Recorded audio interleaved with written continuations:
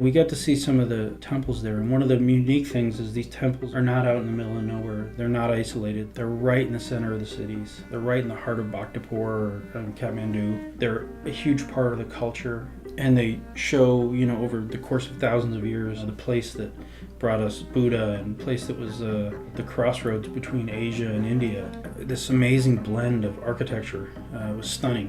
One of the temples was actually built from a single tree over 1,200 years ago, all intricately carved and beautifully made. One of my favorites was in Bhaktapur. There's this beautiful temple that was made all of carved stone.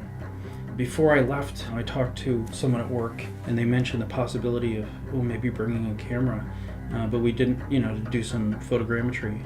I never got a chance to do it. A few weeks after we came back, I was absolutely devastated by the earthquake. We phoned our friends there, and luckily everyone's still alive and doing well. But, seeing these places that you'd been just walking a few weeks earlier, and seeing the videos of the devastation, the entire temples that you'd walked around just a few weeks earlier were level to the ground, level to dust. Knowing the level of destruction, how would they ever possibly put together the jigsaw puzzle of the destruction of what was there? And even seeing in the news, you'd see these temples and people weren't lining them up right. It was almost strange because you could picture in your mind walking to this temple and seeing what was to the left and seeing what was to the right, and knowing exactly how everything was laid out. Being there was such a powerful experience. And now you're just stuck with a picture here or there. It doesn't have the immersiveness of being in the environment. It was so powerful. It was really tragic to see that it was gone. I regret so much not being able to take photos, to be able to see the temple, see the detail that I saw in it, and get that feeling like you were there. About a month ago, when the Islamic State took over the city in Syria, they immediately went in and started destroying artifacts in the museums. They immediately started destroying temples and buildings there and leveling them to the ground, like blowing them into dust.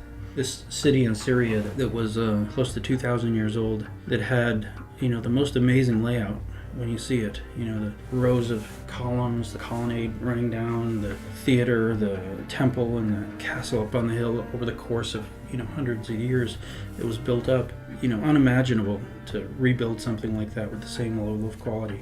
And at the time, such an amazing feat. One of the things you don't get just by looking at photos is you don't get a sense of what it's like.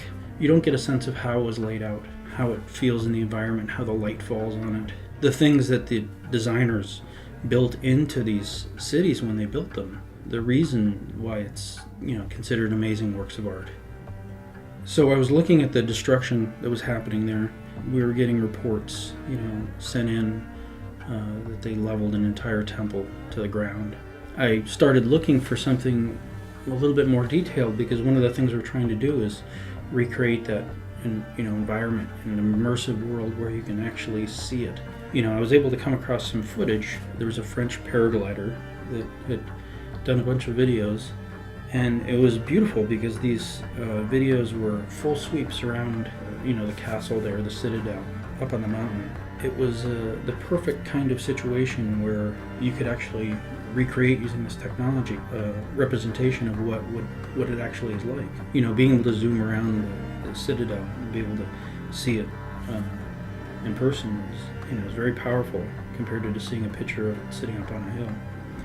Being able to see how it was designed.